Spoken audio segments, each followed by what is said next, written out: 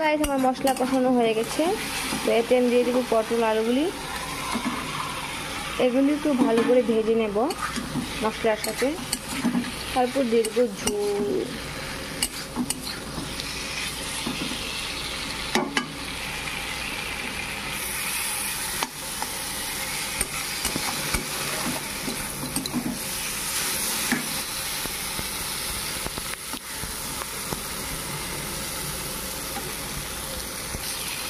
তো গাইস এখন দিয়ে দেবো এতে জল।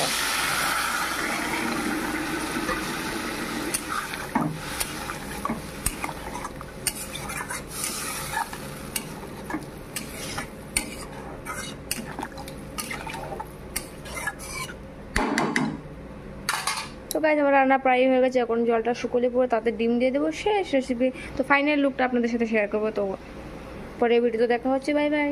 এই হচ্ছে গিয়ে আমার রান্নার ফাইনাল লুক। তো দেখে নিন আপনারা কীভাবে লাল লাল হয়ে আছে।